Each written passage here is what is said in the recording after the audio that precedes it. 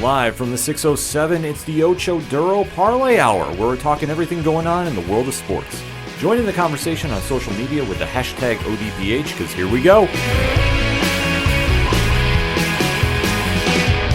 Instead of looking deep inside, every word I have to say, keep it simple. Welcome to an all-new edition of the ODPH podcast. What is happening, everybody? Thank you so much for joining us this week. My name is Ken. Joining me in studio, as always, you know him. He's the co-host. He's a man of 1,004 aliases. His name is Padawan J. Let me talk to you. And boy, we have a lot to talk about in the land of sports. In case you have missed everything going on, the NFL has taken over and really put its stamp on pop culture and everything going on. It's wild card weekend, so we're devoting the entire episode to the land of sports. But if you're looking for that entertainment content, you definitely want to check out fanlightzone.com. We have a lot of stuff going there, especially with New Comic Book Day. Huge week this week. Yeah, let me just do an early preview. Null number 1, don't miss it. Yeah. Holy smokes. Yeah, we got a lot to go on the social medias there. But the easiest way to get there, Pat, is ODPHpodcast.com. right on. You go to the podcast page. We got the links up for Fanlight Zone, so just click on there, subscribe. Don't miss any of the content for the entertainment. Because when there's lulls like there is this week with entertainment, we have to kind of shift things over there. But if you're not, you're going to be hearing entertainment content here on the ODPH network like you always do. We do have interviews lined up. We're just not officially announcing them yet. Hey. So stay tuned, ... But while you're at the website, you can subscribe there. Also follow the ODPH on social media accounts. We're active on both. So definitely if you want to talk sports, we're always talking that on the ODPH. Check out the blog section, the TeePublic store, the Classifieds, which has friends of the show such as 3FM Podcast and Dragon Master Games, amongst many more. A directory, Pat, how many providers are we on? 98,274. And your source? Trust me, bro. So wherever you listen to the ODPH on, first and foremost, thank you for checking us out. It means the absolute world. Leave a review on the podcatcher of your choice. It helps the algorithm of the show. That is what I'm told. Allegedly. Who am I to argue? Last but certainly not least, we have a fantastic music section featuring such groups as Brian Wolf and the Howlers, Second Suitor, Tom Jolu, Floodlands, and Shout Out the Robots. All amazing musicians that you definitely need to have in your collection. And in case it's anything I might have forgotten, ODPHpodcast.com is the place to go. And if you're on social media, why not use the hashtag ODPHpod? I hear it's kind of varied if it still works or not with the hashtags, but whenever you click on that, you know you're finding the content from the one podcast that talks parlay of topics like nobody else. As we alluded to, it is wild card weekend. The NFL's playoffs have officially kicked off, and man, were they making some headlines this week. So, Pat, let us recap the weekend that was. Yep. So for those of you new to the show, we are going to, throughout the entirety of the NFL playoffs, be going in the order the games were played, just so we're not showing bias, favoritism, anything like that. So we will start with the first game that took place on Saturday, which was the L.A. Rams. Yeah. Taking on the Carolina Panthers. This was actually the first Carolina Panthers playoff game since 2017, and it's actually the first home playoff game they've had since 2016. So wow. 10 years. Good grief. That makes sense, though. Yeah. And what ended up happening was what I think a lot of folks expected, but just not in the way it happened, was the L.A. Rams beating the Carolina Panthers 34-31. Matthew Stafford, 24-42, 304 yards passing, 3 touchdowns, 1 interception. Bryce Young, 21-40, 264 yards passing, 1 touchdown, just 1 interception. Chuba Hubbard led the way for Carolina in rushing, 13 carries, 46 yards, 2 touchdowns. Kyron Williams led the way for the Rams with 13 carries, 57 yards, and no touchdowns. Puka Nacua led the way for the Rams in receiving because 10 catches, 111 yards, 1 touchdown, and then Jalen Coker led the way for Carolina in receiving. Have a gosh darn game. 9 catches, 134 yards receiving, and 1 touchdown. Well, this can easily be summed up as Carolina's inexperience caught them in the end. Yep. And one thing you'll hear throughout this whole segment is most of the games this weekend came down to the last 5 minutes of the game. Give or take. Give, take. More importantly, the last 2 minutes. Carolina came back after really hanging with the Rams more than they probably should have. Let's be honest. 17-14 at halftime in favor of the Rams. But they took the lead late in that fourth quarter. Yep. And when they scored their touchdown, this is when things got a little interesting because they had kept Stafford in check. He did have a finger injury, I believe. Yes, there was something with a follow through he had in, I want to say it was like the second or third quarter. Yeah, so he was getting picked off pretty easily, like unlikely for him. Like three, like I say, the interceptions there, it should have been a lot more, to be honest with you. But Carolina, they caught one very, very luckily, if I may use that word, when they did, and that kind of swung momentum their way. But when Bryce Young threw his touchdown late, he gave Stafford way too much time. And I was surprised at the play calling they did, because being that close in the red zone, they should have ran more. Why they went for the instant touchdown before the 2-minute warning, I really think that showed their inexperience, and that's what cost them in the end. Because if you give any elite quarterback time, and especially Stafford's in that conversation for MVP. Love him or hate him. I mean, I don't struggle with having him in that conversation. Sure. You give him that much time, he's going to pick you apart. Oh, absolutely. And him and Nakua teamed up and really showed why they're at that level they are in their respective positions. So the fact that he drove them right down the field and did it with about 30 seconds left in the game. I mean, it just shows how they were not rattled by losing the lead this late, recomposed, and then they really gave Bryce Young fits on that final drive, even to get him in field goal range. I really think the play calling of the Panthers in that 5 minutes of the fourth quarter cost them on both sides of the ball. Oh, agreed, 100%. So when you do that, you can't get a ball. Like, they had enough time, they could have thrown it in the middle of the field, got lined up for at least a field goal. Why they're trying to go to the outside, I don't know, and the pressure just got to them.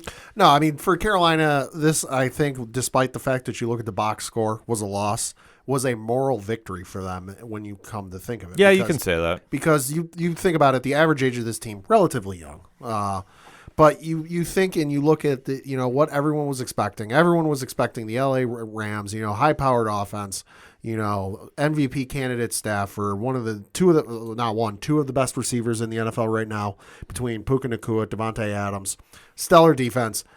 Everyone, I think, outside of the greater Charlotte and the state of North Carolina was figuring the Rams are just going to tear them apart and this is going to be over by halftime.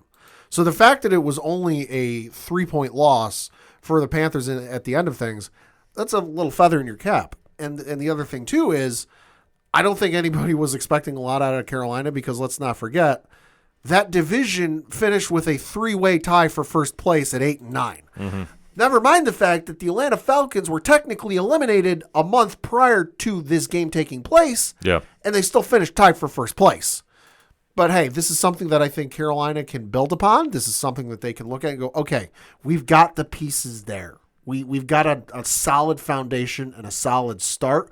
We just need to improve upon it, go build through the draft, maybe get a couple free agents, because this has shown, hey, we're on the upswing. We're not going to be the laughing stocks of, the NFC South and the greater NFC, for much longer.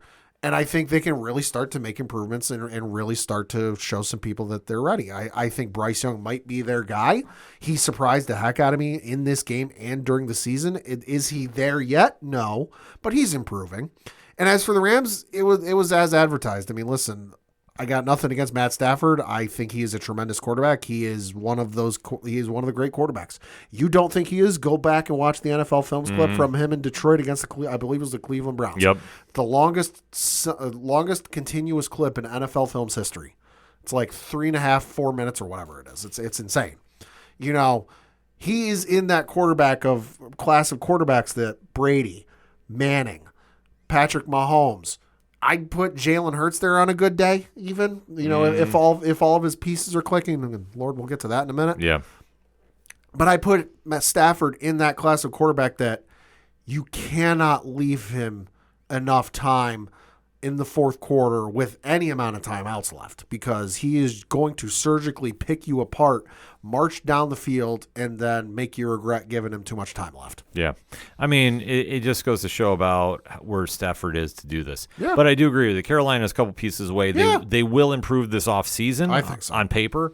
So we'll have to kind of see where they show up next year. But for right now, the Rams move on. And we found out who they're going to be facing later that evening. Yeah, so the next game that took place was also in the NFC, and this was between the Green Bay Packers and the Chicago Bears. And the Chicago Bears ended up winning by the final score of 31-27. Caleb Williams, 24 of 48, 361 yards passing, 2 touchdowns, 2 interceptions. Jordan Love, 24 of 46, 323 yards passing, 4 touchdowns, no interceptions. Josh Jacobs led the way for Green Bay in rushing, 19 carries, 55 yards, no touchdowns. DeAndre Swift led the way for the Bears in rushing, 13 carries, 54 yards, just 1 touchdown. Colston Loveland led the way for Chicago in receiving, 8 catches, 137 yards receiving, no touchdowns though. And then Romeo Doubs led the way for Green Bay, 8 catches, 124 yards receiving, and 1 touchdown. Bear down. Oh, baby. Bear down. This was a true gritty win. Holy Lord. By Chicago. Being down 18 points at halftime, and Green Bay was steamrolling the Bears defense. Like there was no stopping Love with what he was trying to manipulate with that offense. Entering the fourth quarter, it was 21-6 in favor of Green Bay. Yeah. They completely had the will imposed. They were already thinking next round, but give credit where credit is due. Caleb Williams had arguably one of his best games he's ever had. Well, this is a coming out party, that's for sure. Oh, easily. And the fact that he led this team down the field, got that offense moving. Yeah. Where Green Bay was making a lot more hiccups. Yeah. Than they should have. Yeah. And like I say, there has to be some kind of major coaching issue, whether it's a coordinator or LaFleur himself. I'm not saying LaFleur should be fired. Sure. But you got to shake up your coordinators this offseason. Like, you have to. Because the fact that you blew a lead like that you had, this 3 quarters, you dominated this game. Yeah. The fourth quarter was all Chicago. That crowd got back into the game. They were making moments happen. Like I say, they were causing havoc in the backfield. Yeah. Jacobs was getting slowed down, which is very unlike him. And they took advantage of every opportunity they had. Like, that's one thing you have to remember with this team is they won ugly. This was not something for the highlights per se. No. But when they needed to show up, they showed up. Chicago did not score a touchdown in this game until 10 minutes and 8 seconds into the fourth quarter when Swift ran into the end zone from 6 yards out. So when it comes down to it, I think most coaches are okay with a bend, don't break. Hey, if we give up a field goal, it's not that bad. This is not great for Green Bay. Now I realize they were missing some pieces on the defensive side of the ball, but holy cow, how do you blow something this badly when you've got your quarterback putting up 323 and 4? And oh, by the way, he only got sacked once for 1 yard. So the offensive line did their job, but all of a sudden the defense decided to take a nap and start planning on their trips for the next round in the playoffs. Like, I don't know what happened with this, but kudos to Chicago for not giving up and, pun intended, bearing down, and stepping up to the occasion. Well, that's the one thing that this team has shown time and time again. Kudos to Ben Johnson. He's turned that culture around. Yeah. I will say this, and we've said this in the past couple of weeks. He is in that competition for Coach of the Year. Absolutely. Unless you give it to Vrabel, he's the clear-cut winner. I understand the gentleman in Seattle is in that conversation as well, but you have to look at the overall picture. Seattle has always been steady. Sure. The Patriots are rebuilding. Yeah. Now, nobody thought they would be where they are this season. We knew they were on the up, but we did not expect them to be the number 2 this season. Nope. The Bears, we all wrote off, except yours truly. True. And said, let's see what Ben Johnson can do with Caleb Williams. If Caleb Williams is ever going to be an NFL quarterback, it's going to be under Ben Johnson. And sure enough, that's the magic he did. And then you take a look at where he left. Yeah. Detroit. I'm sorry. I know we have Detroit listeners here. Yeah. You look at what happened. Not a good year. No. So for the Bears, huge win, huge confidence boost. Yeah. They are now set to face the Rams. Yep. Which, I will say this. You might have been able to come back on Green Bay. I don't see you coming back against the Rams if you're down 18. No. Rams are just a different beast. Currently, as we record, the Rams are favored by 3.5. And they're at Chicago, too. And that's in Chicago. That is 6:30 p.m. Eastern on NBC and Peacock. Ooh, that's the Sunday night game, right? Or the last one on Sunday. It's the last one on Sunday. Yeah. Yeah, that's going to be a real test. It's going to be a real test. We can get into predictions for that at the end of the segment. But for right now, it's Chicago, huge win. Green Bay, a lot of questions, and LaFleur has got to do some moves. And they need to really look at that defense in the draft and then off season too. You got to upgrade. You have to upgrade. Yeah, no, you do. Then we moved to the Sunday games, and the first one that took place on Sunday was down in Jacksonville with the Jaguars taking on the Buffalo Bills, and the Buffalo Bills ended up winning by the final score of 27-24. Josh Allen, 28 of 35, 273 yards passing, 1 touchdown, no interceptions. Trevor Lawrence, 18 of 30, 207 yards passing, 3 touchdowns, 2 interceptions. Travis Etienne Jr., 10 carries, 67 yards, and no touchdowns for Jacksonville. For Buffalo, it was James Cook, 15 carries, 46 yards, no touchdowns. Josh Allen did have 2 on the ground, though. Should mention that. For Buffalo receiving, it was Khalil Shakir, 12 catches, 82 yards, no touchdowns. And for Jacksonville, it was Parker Washington with 7 catches, 107 yards, and 1 touchdown. So let us really break this game down. Okay. And I'm going to try being not the fan here. Sure. And being objective. Sure. The Bills were struggling when they were getting punched in the mouth. Uh-huh. And Jacksonville, to their credit, was really hitting them. Oh, yeah. I think they saw what Houston did to them in the regular season and said, let's try doing that. However, I think there was one glaring problem with Jacksonville this game. Okay. They were really relying on Trevor Lawrence to make stuff happen. Yeah, I'm looking at the old stats for rushing, and yeah, that does seem to be the case. And why they did not run at the Bills more than they did is very puzzling to me. Yeah. Now, the Bills have had an average, at best, run defense. No rose-colored glasses here, folks. Sure. They struggle against the run. They have shown times where they can really stay pretty steady, but they're not shut down by any stretch of the imagination. So why Liam Cohen and company did not press the issue and attain more than 10 carries is a travesty. And I don't understand what they were thinking, let alone Josh Allen, to his credit, proves why, as of right now, it's him and Drake May in that AFC and everybody else is a step behind him.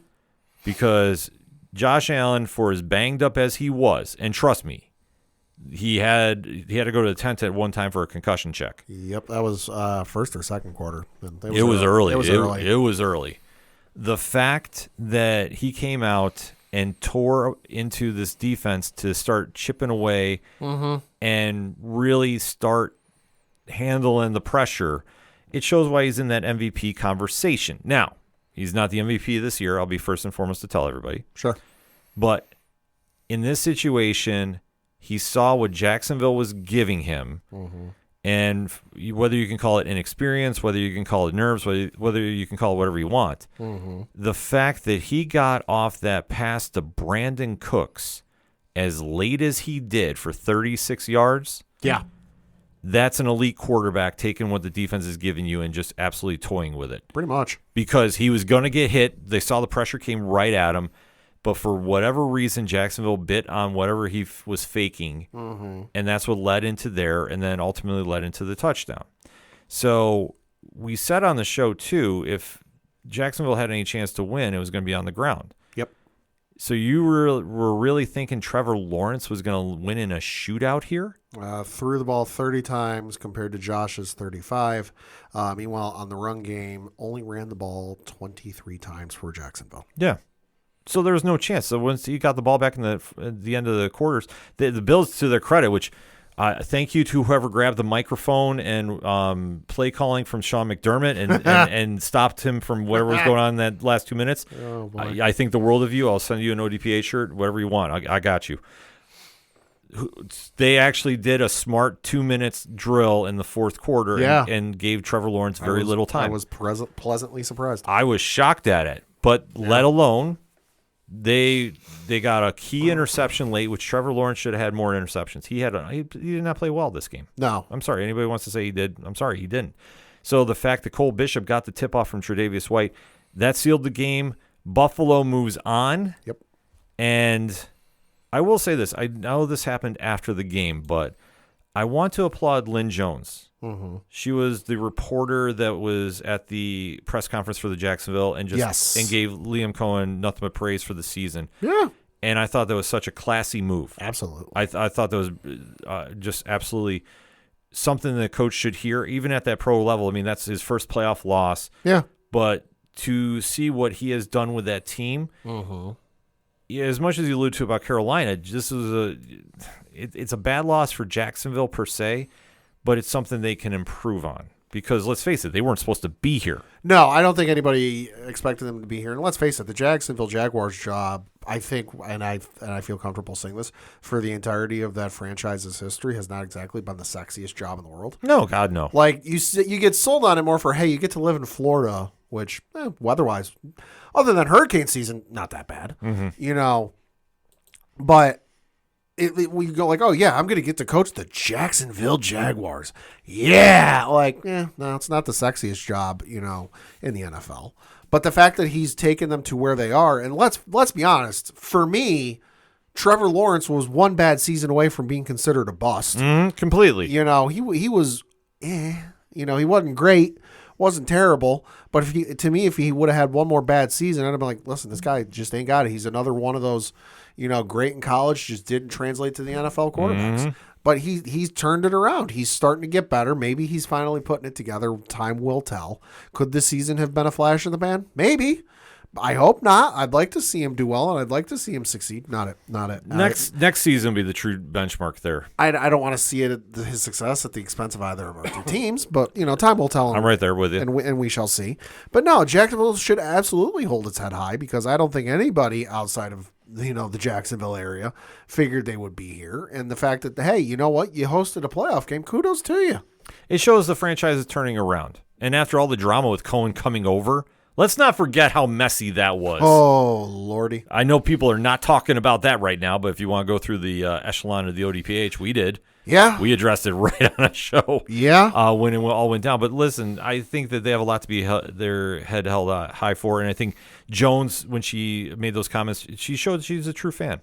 And, you know, it's kind of refreshing to hear that in this day and age where, you know, it's easy to just rip apart somebody for losing. Yeah. I think the fact that she gave them kudos for having a good season and something to build off of. That could be something that can help turn a franchise around. And I think for Jacksonville, as you alluded to, not exactly a dream destination for some players. No. But I think they showed they have some promise here. And then for the Bills, I think this validated some of the naysayers about Josh Allen because obviously on paper they should have an easier route per se to the Super Bowl because no Joe Burrow, no Lamar Jackson, no Patrick Mahomes. Right. There's still another quarterback in this that worries me a bit, but I will say of the two that are still left, one he's going to be facing Saturday, I'm not exactly scared of. Yeah. And I'm sorry, and I'll even kind of cut to the chase there. Denver, I think, is a very overrated number one seed. So we will see what happens on Saturday at 4:30. But in the meantime, we still got some more games to talk about. We do. We have another NFC wildcard game to talk about because the Philadelphia Eagles played host to the San Francisco 49ers, and you had the San Francisco 49ers win by the final score of 23-19. Brock Purdy, 18 of 31, 262 yards passing, 2 touchdowns, 2 interceptions. Jalen Hurts, 20 of 35, 168 yards passing, 1 touchdown, no interceptions.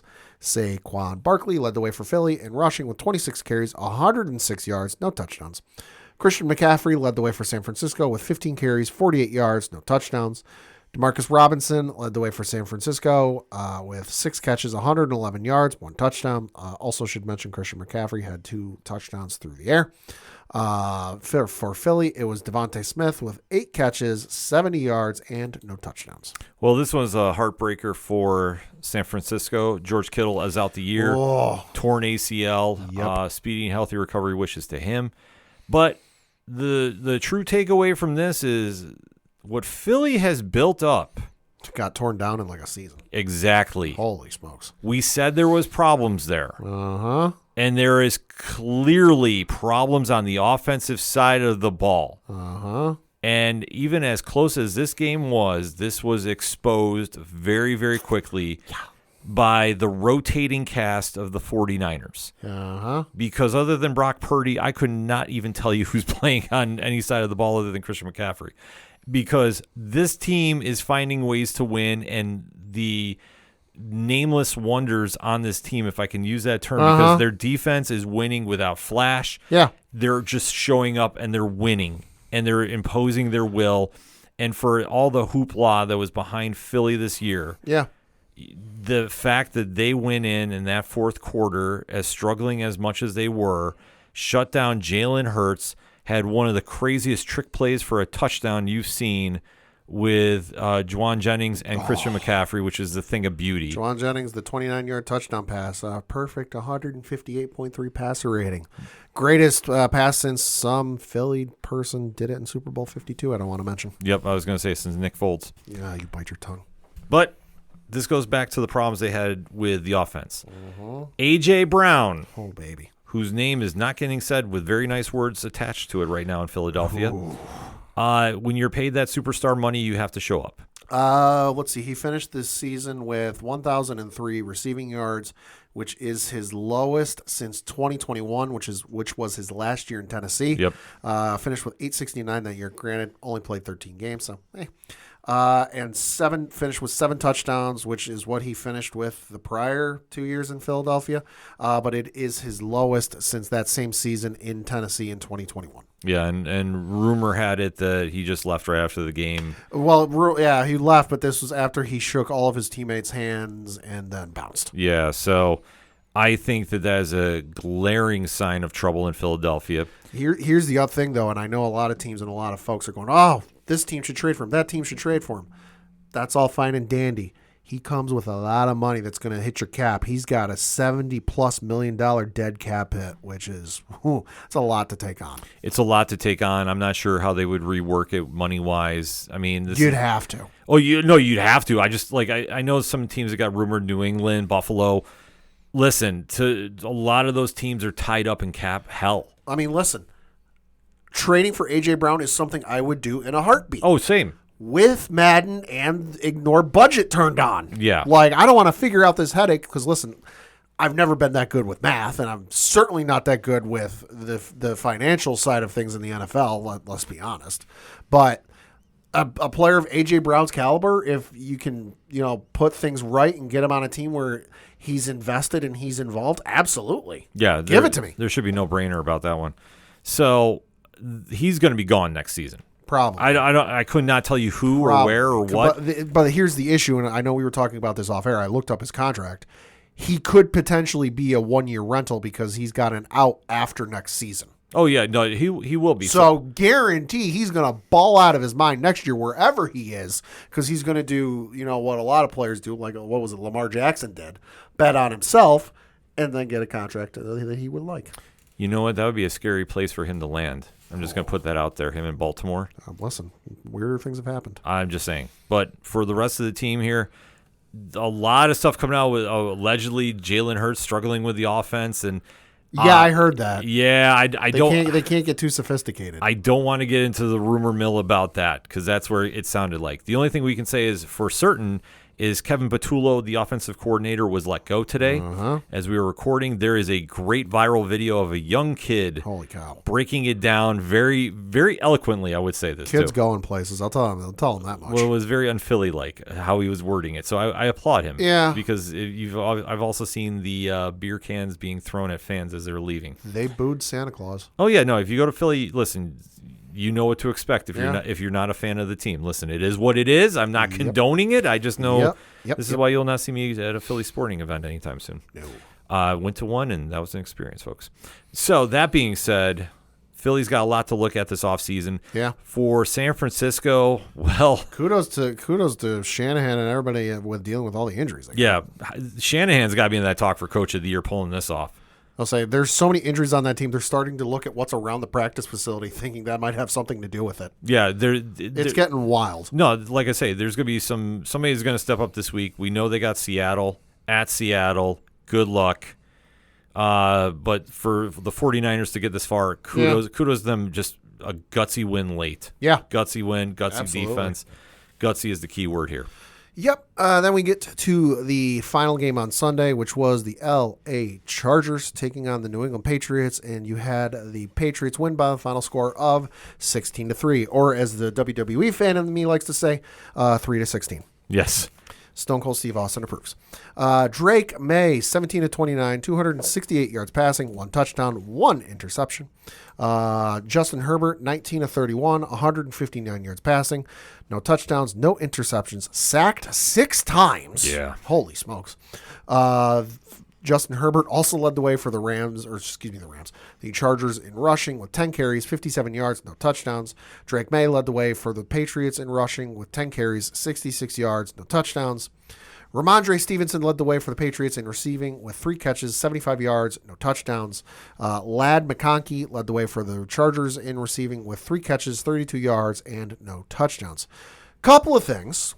Josh McDaniels, stop with the fucking trick play you tried doing with Chisholm where you tried throwing it. Yeah. You tried that with Brady in the Super Bowl, and it didn't work then. Yeah, I don't understand why he goes that well. Stop. He's tried it twice. He's 0 for 2. You know, I think he might have tried it once prior to that. He did one more time during the regular season. And it failed. It connected that time. It connected in the regular season, but the 2 times in the postseason, postseason. He's 0 for 2. This was a glorified ass whooping in terms of the Chargers side because sacked 6 times. Justin Herbert was running for his life all night. Did not realize until I saw a video afterwards when they were doing the Pro Football Focus rankings or whatever when they do the intros. Herbert's entire offensive line was in like the bottom portion of their collective rankings, with the exception of one gentleman. He wasn't ranked because he hadn't played enough games at that position to be ranked. Yeah. But the nutty thing with this game was that from the 1 minute 11 second mark of the second quarter to the 5 minute 39 mark of the fourth quarter, the Chargers did not record a single passing yard. Yeah. Which is all sorts of... It's wild. It's all sorts of fucking ridiculous. Yeah. Milton Williams, if I saw you right now, I'd give you the biggest hug because that sack you had at the end of the fourth quarter that ended up sealing the game, holy hell, that was amazing. You were worth all of the money we're paying you. Mm-hmm. And listen, I'm not expecting wall-to-wall coverage of this game because I realize some folks are, it's boring. It's not sexy. I'm sorry. We're the only game until Monday that was a double-digit, hey, we soundly and handedly defeated our opponents. I say until Monday because, well, we'll get to that in a minute. Yeah. But Christ almighty, give him a little bit of coverage. There's some morning sports talk shows. I saw one. I didn't see the other, so I can't speak to the other one. No, they all said the same thing. They said nothing. Yeah, there was no the one in particular likes to hype itself as being the number 1 rated sports morning talk show on television. And how could you not? I'm trying to give it away without saying who it is. But if you pay attention, you know who I'm talking about. How could you not know who we are? We're the number 1. Blah, blah, blah, blah. You spent 2 hours. So roughly, probably an hour and what? How would it work out? Whatever the math works out to be with commercials and all that. Not mentioning. You're looking at $1.40. $1.40. Yeah, so yeah, $1.40 of actual showtime. You didn't mention it at all. Or be $1.10, I think. You didn't mention hell. I'll even give you a little bit of something. You didn't mention the Buffalo Bills game until an hour and a half into the show. Like, listen, I'm not expecting an in-depth analysis with some of the greatest, NFL minds of all time. I'm not expecting them to heap praise and love, but Jesus, say something about the game, So that was absolutely disrespectful. But as for the game itself, listen, wasn't Drake's greatest game, but hey, it was eerily similar to some dude we all know and love. Well, I know and love. Tom Brady's first career start in the NFL playoffs. 328 total yards, 1 touchdown, rushing, 1 interception, and a win. Drake May, 334 total yards, 1 touchdown, passing, 1 interception, and a win. Just saying, it's also the Patriots' first playoff win without Tom Brady since 1997. Yeah, this game, I will say this, and you can call it bias if you want, whatever. I think both the AFC teams in the East were ignored for whatever reason when it came down to the recaps about this. Like you said, it was about an hour and 40 minutes before Buffalo got mentioned. New England didn't. And maybe I'm just gonna say maybe the reason why is the Chargers are who we thought they were. Pretty much. They're all pros in the regular season, and they're all choke in the playoffs. And I'm sorry, Justin Herbert is not an elite quarterback. No, he's not. And I'm sorry, this whole narrative of, the Patriots can't beat a plus 500 team. The Giants beat more teams with above 500 win percentages than the Patriots. Sorry, Chargers last I checked went into this game 11-6. I said I'm not good at math, but I can do simple math. Yeah. That's above 500, folks. This was an ass whooping. Oh, it completely was. Justin Herbert was running for his life. Oh, yeah. No, this is what I said last week. I go, Patriots are going to blow them out of the water. And they did. Yeah. Because here's the thing. The Chargers were exposed. They're a great regular season. They never show up in the playoffs. You cannot trust them. I remember the teams that they had when it was, Drew Brees and LaDainian Tomlinson, and they went, or no, it was Philip Rivers and LaDainian, and they made the run, and the Patriots still found a way to beat them. It was arguably the best team they've had in the past franchise, the entire franchise, in my opinion. No matter how you want to cut it, Drake May led that team, didn't get rattled after an early interception. He showed poise, which is something that for a young quarterback as he is, especially being in Foxborough, that was a true telling sign. And the Patriots defense did what Vrabel instilled in them, and that is keep punching them in the mouth. And that offensive line is atrocious. It made the Giants' offensive line look like the greatest Cowboys line in the history of mankind, like however you want to define it. The Chargers line was atrocious. They had nothing on offense. Defense, they could not stop anything Drake May wanted to do. And they disrupted everything that was getting thrown at him. And to May's credit, like I say, he didn't put up a touchdown until the very end. Sure. He didn't need to. No, he didn't. He was running the ball. The run game was working fairly well. Was it as lights out as I would have preferred? No, but hey, it was doing well. No, he did his job. To take the team motto.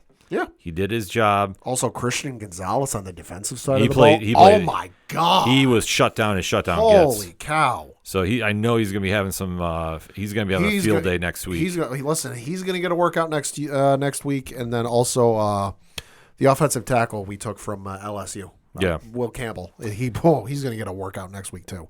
Just want to point one thing out. The Patriots have broken the Chargers as a team in the playoffs. The last time the Chargers won a playoff game, wild card round in the 2018 playoffs, this was January 2019, where they beat the Baltimore Ravens 23-17. Who'd they lose to the next week? Oh, they got smoked by the Patriots. 41-28. Yep, Have not won a game since. In fact, this century, they've played in 15 playoff games. They've won 4 of them. Yeah. No, the Chargers, listen, all kidding aside, they're choke artists when it comes to the playoffs. Tell me I'm lying. You're not. I'm sorry. This team is not going to go any further than the week 18. Pretty much. And unless you do a complete team overhaul in that offensive line, I don't see it getting any better. Listen, I know they fired the offensive coordinator over there, and then I also heard Greg Roman was gone. Yep. And then I heard they also fired the offensive line coach, which that makes sense. Oh, Harbaugh's got to do a revamp. Yeah. Depending on what he wants to do. I mean, he, as far as we know, as of this recording, he's staying put. But as far as we know, stay tuned. ... Yeah. Because there's a big coaching vacancy that opened up after the final game we're going to discuss. Holy smokes. Yeah, you want to talk about holy smokes. Houston's defense is for real. That is the easiest way we can describe this because it's an end of an era in Pittsburgh. Monday night was a horror movie for the Pittsburgh Steelers. This game could not have gone any worse than it did. The Steelers were smoked at home. Pad? Yeah, so admittedly, I had a little vested interest in this game, not because I care about the Steelers or the Texans, but as just the way the brackets played out, the winner of this game, we found out, was going to go on to play the Patriots. So I wasn't watching. I was watching other things on television with my wife, but I was, opening the ESPN app every now and again to see the score. But what ended up happening was the Texans ended up opening a can of whoop ass on the Steelers in the fourth quarter specifically, winning by the final score of 30-6. C.J. Stroud, 21 of 32, 250 yards passing, 1 touchdown, 1 interception.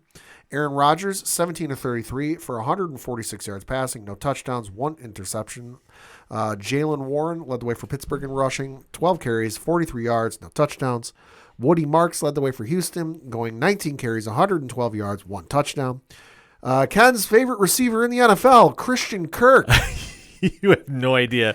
I'm on the phone with my girlfriend about this, and I'm like, Christian Kirk is having the career game of his life. 8 catches, 144 yards, 1 touchdown. Of all people. 4 years, 94 mil. Never forget. Only offensive receiving touchdown of the game, by the way. Yeah. DK Metcalf on the other side, 2 catches, 42 yards, and no touchdowns. So this, for me, was a little bit ironic because said sports program I was watching Monday morning, because I wanted to hear what they were saying about the games I was hoping to That'd be this morning. No. The story I'm telling happened Monday. Okay. The said show was in Pittsburgh on Monday. Oh, gotcha. Yeah. Okay. So I watched it. I listened to it while I was at the gym because I want to hear what they said about the Patriots. And at one point, they get to the end of the show and they want to know who they think is going to win. And they're going around and there's a certain person on this panel. Again, if you haven't figured out what show I'm talking about, I'm sorry, I can't help you. But there's a certain person on this panel that won a Super Bowl in Pittsburgh, and he's like, "Listen, you really got to ask me. The Steelers haven't lost a Monday Night Football game under Mike Tomlin, in his entire career, or whatever it was. They haven't lost a home playoff game since whatever friggin' year it was. Mm-hmm. It's easy. This is gonna be Pittsburgh all day." So admittedly, when I got to the end of this game, I'm like, ooh, how's that feeling today? Pat, I'm going to have you look up a stat here. Uh-huh. I want you to look at Houston fumbles. Okay. So this is the story that you need to know of this game. Yep. Looking at it. Okay, so let's read off Houston fumbles. C.J. Stroud fumbled the ball 5 times. Yep. Lost it twice, meaning he didn't get it back.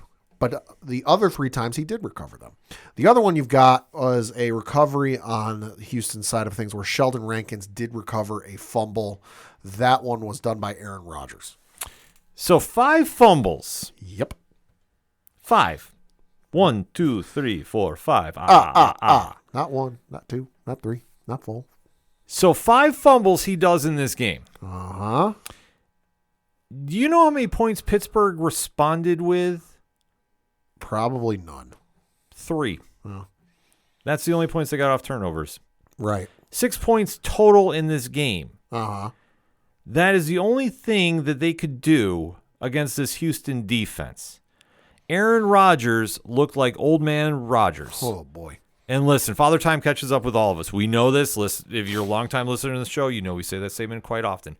In this case, he looked old. Mm-hmm. And the shots he was taking, there was one point I thought he got knocked out. Yeah. I heard about that. He was, and that led to the fumble that got ran in for a touchdown. I thought he was unconscious. This showed the Steeler team that snuck in by the magic against Baltimore. Yeah, effectively. If you've seen the video, magic. Yeah. Cinderella's slipper finally broke, and this team came back to earth. Houston, whose offense was not great, No. and the fact that Christian Kirk, Mr. 4 years, $94 million at his former team, pulled off 144 and won. On 8 catches on 9 targets. Yeah, which Nico Collins went out of the game with a concussion. I don't know his status for next week. I can look it up and see if there's anything. The fact that Christian Kirk took this game over. This is how fired up he is. This shows how bad the Steelers are. Currently no update on Nico Collins. The only thing is from yesterday's game where he wouldn't return. Okay. Christian Kirk took this game over.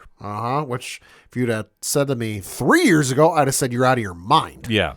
I still would have said you're out of your mind if you came up to me on Sunday night and said this, that he was going to be the one to take over this game. This proves how bad Pittsburgh is. And honestly, if I am the Patriots, I am not worried about C.J. Stroud this week. The only one I'd be worried about on this team, pending on his health, is Woody Marks. Sure. That's it. Patriots have got a decent run defense too. Right. They have one a little better than the Bills, but it's not shut down. Sure. That's a very honest statement. No, you're right. So I will say this. Houston came out swinging. They had a little chip on their shoulder. Sure. They have a very tough game ahead of them this week. Yeah. They're going to need to pull that magic out one more time, but here's the thing. Mike Vrabel has a better defense than Mike Tomlin did. That defense the Patriots had on Sunday impressed me more than any of the wins they had during their win streak in the regular season. And mark my words, if there's 5 fumbles, Oh, my Lord. they're not going to convert just 3 points. No. They're going to be putting up double digits. Now, if we're going to get into the predictions for next week, Sure. we can jumpstart there because I can go on a very long rant. So I'll run through the schedule as it currently stands, which is the Buffalo Bills will play the Denver Broncos in Denver on Saturday, January 17th, 4:30 p.m. Eastern on CBS. After that will be the San Francisco 49ers traveling up to Seattle to take on the Seattle Seahawks. That'll be at 8 p.m. Eastern on Fox. Sunday, 3 o'clock Eastern on ESPN and ABC. You've got the Houston Texans traveling up to the Foxborough to take on the Patriots. That'll be 3 p.m. on ESPN and ABC, as I said. And then 6:30 p.m. Eastern on NBC and Peacock. You've got the L.A. Rams. Yeah. Traveling up to Chicago to take on the Chicago Bears. Well, let's start kind of in reverse order. Uh-huh. Well, I want to stay on the Patriots here because Okay. Houston is not going to get past them. Probably not. No, Houston, this is going to be within 6 points. I will say this. Spread is currently Patriots by 3. The total is 40.5. Yeah, because I think a lot of people understand Houston won this game, but they did not play that great. Their Right. defense did. Right. Their defense was lights out. Yeah, and Houston's defense could carry them, in the playoffs, but that's also something people were saying 10 years ago, Yep. and go look at the history. Exactly. Here's the thing with the Patriots defense, too. This was not the same defense we saw during the regular season because go watch the highlights. Go look at the box scores. How many games were they ahead? Not by a ton, but at least one score, score and a half, 2 scores. And how many games did they have to play either, keep up or come from behind to end up winning those games? More than half of them, I would say, without looking up firm numbers. Was not the case on Sunday against the Chargers. Firmly in control the whole time. Yeah. So that being said, New England's going to impose their will. Drake May is going to have a great game. His line will protect him. Hopefully. He's not going. He'll get hit a couple times. Like he's going to get hit. Campbell's going to have our hands full all night. Oh, they are. But if you're telling me who would I take in a literal game 7 here, so to speak, Sure. playoff game, Sure. I'm going with Drake May. Absolutely. I don't trust CJ Stroud. He looked awful against a bad team. Here's the other thing, too, with the defense. Houston's receiving core does not scare me. Oh, especially if Collins is out, forget about it. Chargers, there's a couple there that I'm like, that could be a little that could be a little tough. But I'm not sitting there going like, shit, they've got this guy and they've got that other guy. That's going to be rough because Gonzalez can't cover the whole field. No, if I will say this: Nico Collins wins. This is probably If Nico Collins is out, well, Gonzalez is probably going to cover. I don't know who. Probably Kirk. he'll take care of Kirk, and then you got nothing. See, I'm sorry, Houston had a good run, but this is going to end very quickly for him. Patriots definitely winning by 6. Okay. I'm going to put it in, stamp it right now. Okay. Next up, we got the Rams and the Bears. Uh-huh. We'll go to the NFC for that. Sure. I'm just going to sum it up. Listen, it's a nice story with Caleb Williams and company. Yeah. But LA is poised to win. They're built to win. Rams favored by 3.5. The total is 48.5. The fact that they're favored 3.5 going to Soldier Field, or I'm sorry, the Chicago Stadium. Yeah. Listen, that's a telling sign. Yeah. And I think that as much as Chicago has had a great story this season, and they truly have, Sure. they can't pull off that cardiac comeback all the time, and especially against a team like the Rams. Oh, agreed. Listen, the Rams are just too dynamic on offense, and they can keep up with anybody. Yeah. So I think that it's going to be a long day in Chicago. Yeah. Would I want to see the Bears win? Yes, actually Sure. I would. But I think this is going to be Stafford. I think this is going to be I'm going to say 5. Okay. So I would take the Rams. I'm going to say at least a solid touchdown, if not more. I mean, like I say, I don't think they're going to blow them out, but I think it's going to be it'll be close. But that fourth quarter, Sure. Stafford's going to turn it on because here's the thing: you're coming off so much emotion defeating Green Bay. And we saw Sure. Ben Johnson with one of the best post-game clips ever. Oh, Lord. Listen, I think you used all your energy there. You need to be poised and looking forward to the Rams. And I just think the Rams, they've been here before. They know what they're doing. They're going to make it a very, very long afternoon there. Heading to Seattle, it's the healed up and rested Seattle hosting a rival that they know that's coming in with a rotating cast. As much as I love what John Lynch has done with that team, and Kyle Shanahan's in that conversation for Coach of the Year, Sure. it's all Seahawks on this one. Seattle favored by 7.5. Total is 44.5. Yeah, I think if you're going to see a score, even if it's division, there's just too many injuries for Seattle not to just take this one. At some point, the injuries have to catch up to you, and I think, unfortunately, for San Francisco, it's going to be this one. I agree, too. I think this is going to be Seattle all day. Okay. And then last game of the weekend, Buffalo is heading to the Broncos. Pad, who is the Broncos' leading rusher? I'll let you find that while I'm going on my rant here. Okay. So if the Bills handle Travis Etienne, and for whatever reason Jacksonville didn't try running the ball against him, you have to look at a Denver Broncos team that I feel is very overrated as the number 1 seed. I think they've had some good games, but they've also had some ones that should have lost. Let's not forget about when the Giants went on their home turf and didn't start screwing around in that fourth quarter and let them get back in the game when they had them on the ropes. This is a situation that Buffalo knows what they have. Buffalo's coming in with an injured Jordan Poyer. He's out for this game. I know they have Ed Oliver back and activated this week. Right. Curtis Samuel is coming back on the squad too. Gabe Davis tore his ACL. He's out the season.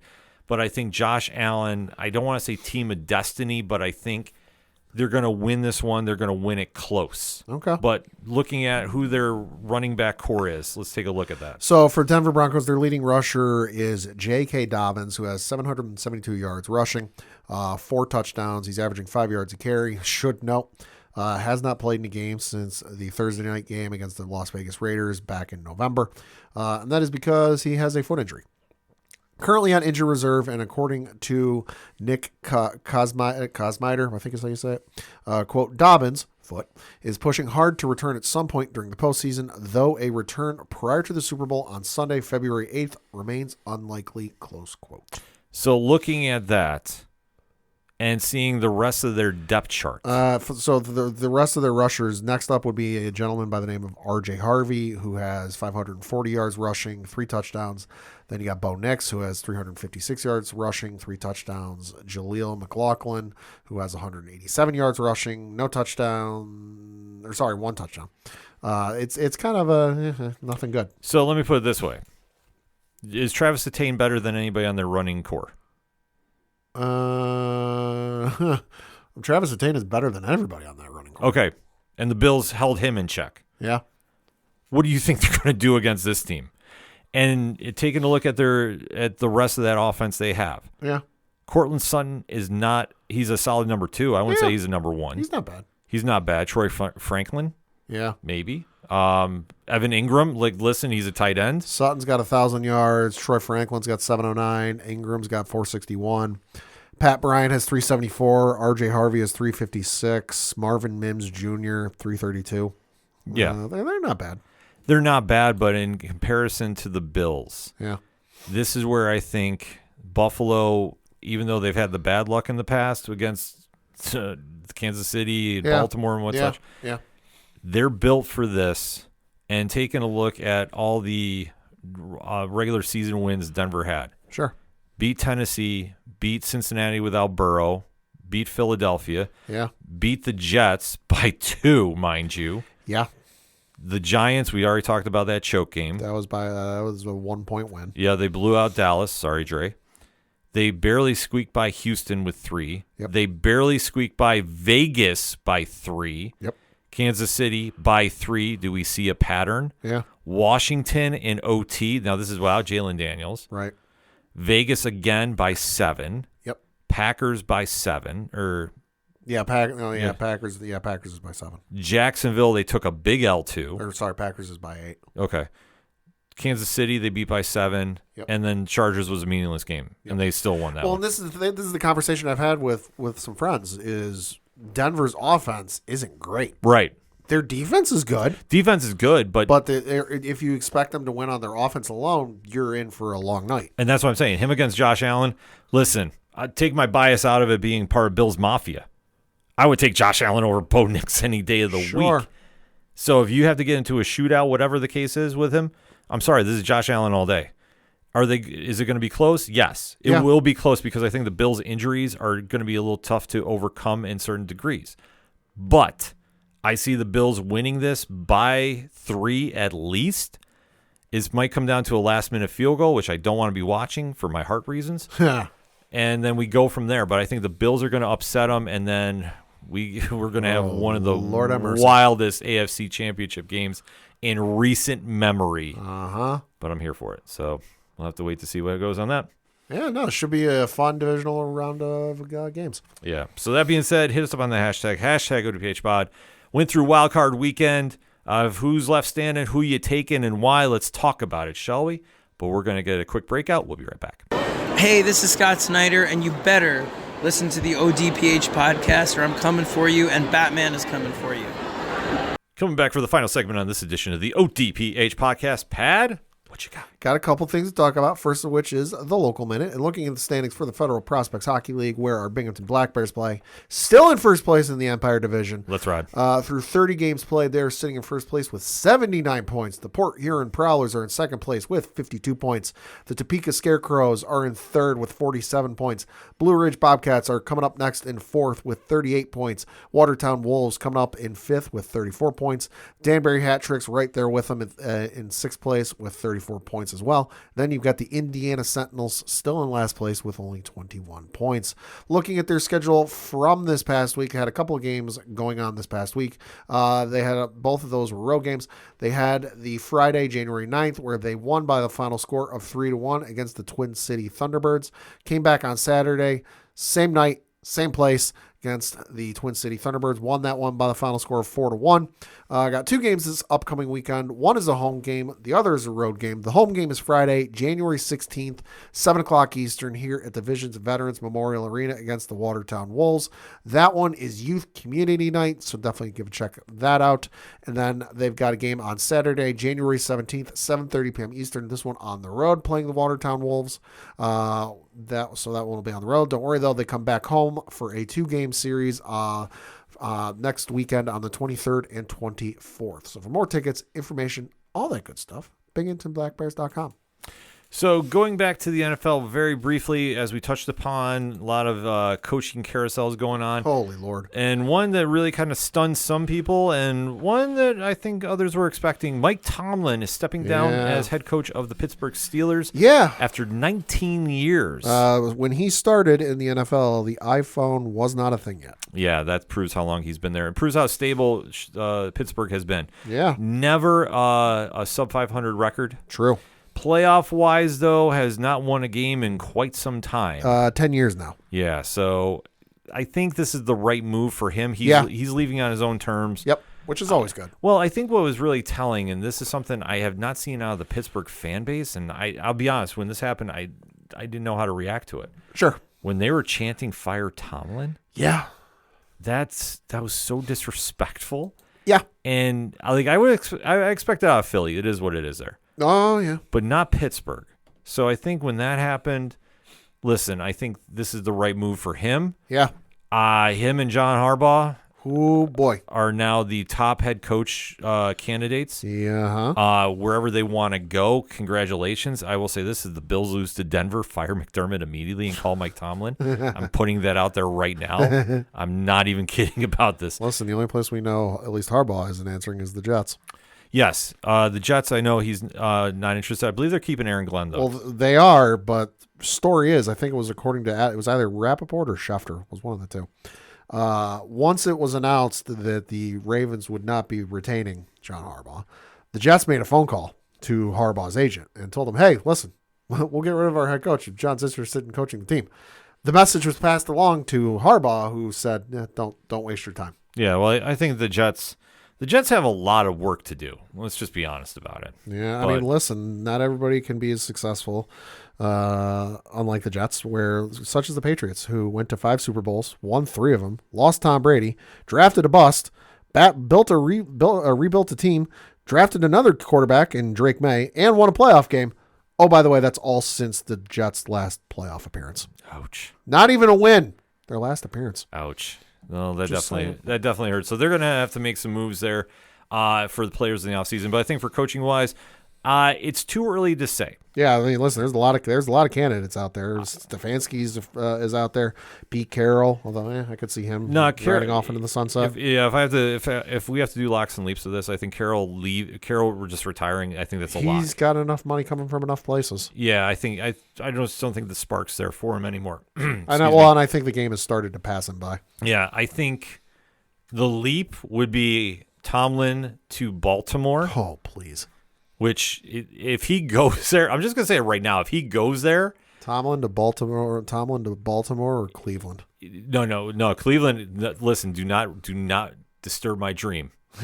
My dream, folks, is Mike McDaniel going to Cleveland and how out of control that is going to be. Oh, Lordy. I'm just saying this, that if you thought it was wild there before, yeah, the amount of just inmates running the asylum there is going to be epic. They're going to be dropping 50 a game. They might be losing by 60. It doesn't matter. Yeah, that offense will get fixed real quick. But I will say for Harbaugh, the Giants and Atlanta have been the two teams that are the most appealing to him. That makes sense. Miami, I don't see him going there. No, too much work. To be honest with you, I could see Kevin Stefanski going there. Yeah, from the Browns. Yeah, or I know the hot name is Vic Joseph. Really? Yeah. Interesting. That's the one I keep hearing tagged to him. So I don't know. I mean, we'll have to wait and see.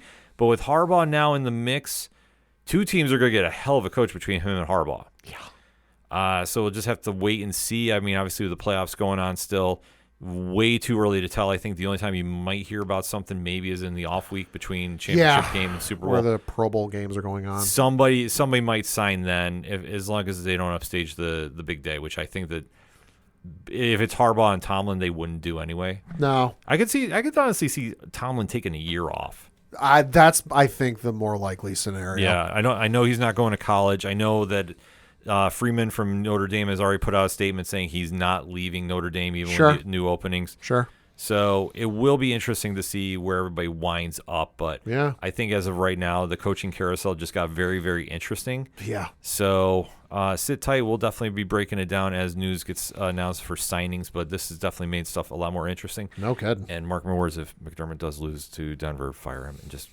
give Tomlin the Brinks truck. Just do it. Just do it and get out of the way.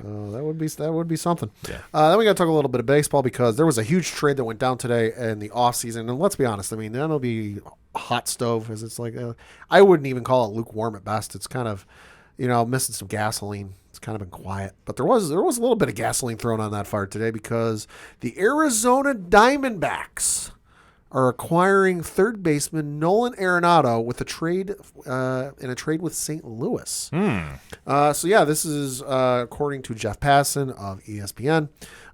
So in return, the Cardinals are receiving right-handed pitching prospect Jack Martinez in the deal.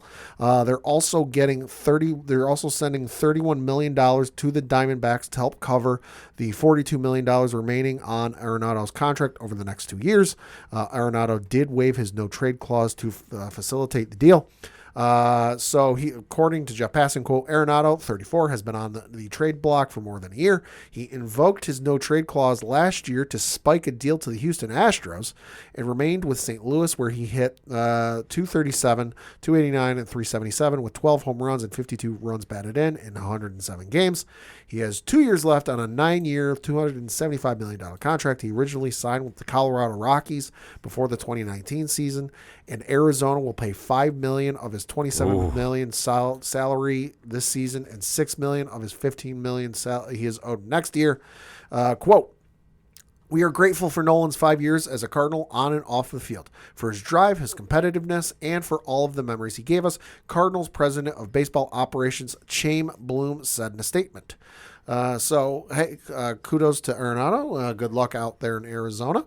For the St. Louis Cardinals, you might wonder who this Jack Martinez guy is. I tried looking him up. I wonder where he ranked on the top 100, top 250 prospects list, and I couldn't find anything. And I'm like, why can't I find this guy's ranking? That's because he got drafted last year. He was actually drafted in the 8th round of the 2025 MLB amateur draft to the Arizona Diamondbacks out of Arizona State University. His college numbers, actually, they're not bad. His college numbers, he in, 4 seasons in college, he pitched at Trinity College for 2 seasons, Louisiana Lafayette, and then Arizona State. Last year, finished with a 20-8 record, a 4.76 ERA, with 223 and a third innings pitched, gave up 185 hits, 132 runs, 818 of them earned, 122 walks. That's a lot. 287 strikeouts. So not bad. A little bit of work. Who knows? He could turn into something, but he is going to be a number of years away. But hey, St. Louis is in a rebuild. We have known this for a couple of years, so this is nothing new. We'll see what happens. Yeah, I agree with you. I mean, good signing, but it is what it is. Also, Cody Bellinger, you're out of your mind. Yeah, if you know, yeah, exactly. I had to tell this to somebody today who was asking me about the Bellinger thing. I'm like, well, he's asking for Aaron Judge money. They're like, what do you mean? I'm like, Aaron Judge is making $40 million a year. Yeah. What is it? Vlad Jr. is making just over 40 a year. According to reports, Cody Bellinger wants $37 million a year, and he wants a 7-year deal. Looked it up yesterday. He's 30 years old. He turns 31 in mid-July. That's insane for a player his age. I believe if he's in his early to mid-20s, at a heartbeat, yes. 31 though. Ew. I believe the initials are FOH. Yeah. If you know, you know. Uh-huh. Also, I hear Tucker got offered $550 from the Mets to start. The Mets are in the conversation. I want to say there's one other team, not the Dodgers. Thank freaking God. Yeah. The Blue Jays. Blue Jays are the other one, according to reports, are interested in Kyle Tucker's services. Well, we'll have to wait and see about that. We'll wait and see. Just keep dumping money in that team. I'm sorry, with the Mets, it's just money doesn't solve everything, folks. This is true. Then we got one more thing we got to talk about taking place this Monday, 7:30 p.m. Eastern on ESPN. But let's be honest, it's going to be on like every ESPN channel. Yeah. It is the College Football Playoff National Championship taking place from Hard Rock Stadium in Miami, Florida. You have got the number 10 seeded Miami Hurricanes coming in at 13-2, going up against the Cinderella story of them all. Start a sequel, folks. Although this time will be football, not basketball. The number 1 ranked 15-0 Indiana Hoosiers. Line open with the Hoosiers as a 7.5 point favorite. Line has since moved to Indiana by 8.5, and the over/under is 48.5. Well, I tell you what, I don't doubt the Hoosiers in this one. I don't either. People have been doing it all year, and well, look where they are. Well, you think of what their quarterback has done. Oh, boy. I mean, you just read off his stats here. So for the season, he has 3,349 yards passing, 41 touchdowns, 6 interceptions. Mendoza is no joke. No, he's not. So I don't think he's afraid to go in there and win dirty. Uh-huh. I think the U has had a very, very good season. Oh, yeah. Albeit, though, I think Michael Irvin on the sidelines. Oh, my Lord. Whoa. Ooh. Just, I mean, listen to you. Good year. Carson Beck, 3,500 yards passing. Fletcher Jr., 1,000 yards rushing. Tony, 1,000 yards receiving. That ain't bad. It's not bad. It's very good. But I think this. I think for as much as Miami wants to be back, I still think they're away from this. Uh-huh. I think just you're seeing an elite quarterback come up and really make his mark in the game. And granted, I when Mendoza goes to the Raiders, which he's probably going to in the number 1 pick. Probably, if they're smart and they listen to Brady. Yeah, I was going to say, I don't see them passing on him any which way, shape, or form. No. I think that he's going to definitely want to leave his college career with a big dub. And I know he can beat Miami. I mean, it's going to be close. It's not going to be a blowout because I think Miami's defense is very, very good. But there's something special about this kid. And just to see how he's poised and now it's team first. And he's locked and loaded on just getting that win. I don't think he cares about stat line. I think that's going to get him over the top. The kid's amazing. His parents are even more incredible. I saw a video, I think it was yesterday or 2 days ago. During their last game, there was a camera shot of his parents, which, of course, there is. His mother has multiple sclerosis and, as such, uses a wheelchair, can't get around. Father stays seated the entire time so he can celebrate with his wife at their college son's success. Would not fault the guy if during a crucial pass or a crucial touchdown he got up and pumped his fist. Nah. Dude stays seated the whole time to root with his wife during his son's success. Just an incredible story. Yeah, I mean, taking a tragedy like that and, then spin it into a positive like that. Like I say, that's the awesome part. Just like I say, just his whole story and just how humble he is. Like that's the one thing. Whenever you hear Mendoza talk, it's just humble. He's checking all the right boxes. Yeah, so definitely kudos to them. I'm rooting for him. I'm not going to lie about it. I'd love to see it. Listen, anytime an SEC team can not be in the deciding factor for the college football playoff, I'm all for it. Yeah, same here. So we'll have to wait to see how it shakes up in the games there. And 7:30 p.m. Eastern, ESPN, but let's face it, they're going to do their mega cast. So Pat McAfee will be on one. The StatCast will be on another one. It'll be on everything. Still waiting for them to cut us a check. I mean, we're waiting. You can have the podcast. I mean, listen, I'm all for it. I was going to say, we might get Coach Duffy back for that. Oh, baby. We'll find him wherever. Baby. It's lacrosse season somewhere. I've seen him now and again. Yeah, I was going to say, he rumor has it he's swinging through at some point. I will believe it when I see it. That's the ultimate leap right now. But shout out to Sean. You know, we him and Sound Guy have both shot me a message in the new year. Like, yeah, I gotta come through. I gotta come through for an episode one time. I'll tell you this: Sound Guy ain't getting his chair back. Yeah, I was gonna say. I think he's accepted that. But that's fine. But definitely shout out to them. And that's it for sports this week. There's a lot going on in the NFL football wise. So definitely wherever you're listening to us on, thank you, and definitely make sure you're chiming in for anything and everything that is the ODPH. You can find it at odphpodcast.com. Entertainment wise this week, fanlightzone.com. Yeah, so many comic reviews. So much comic news. Yeah. YouTube shows.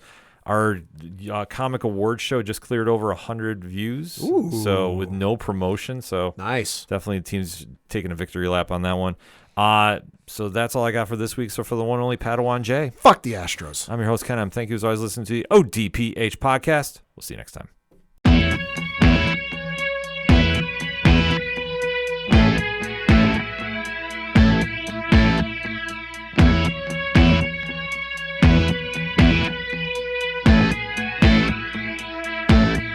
It's such waste of time swiping left and swiping right on people you could know. 'Cause anyone who's worth a damn be worth way more than a picture could ever show. You could find the right light, find the right angle, and never find your soul. And it can feel like a losing battle, and this plot is full of holes. This modern way of finding love just makes me feel so alone.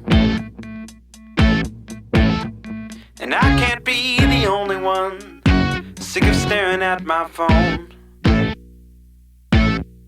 So look up, talk to me, a better way to spend our energy. Just look up, talk to me. We don't have to float alone on the open sea. Don't know that I believe in the old time fable. Everyone has just one true love. All I know is you're across this table, and you're all I'm thinking of. So look up, talk to me, a better way to spend our energy. Just look up, talk to me. We don't have to float alone on the open sea.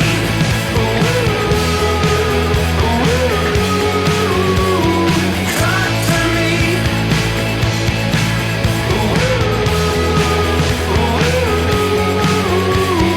Talk to me. It's such waste of time swiping left and swiping right on people you could know.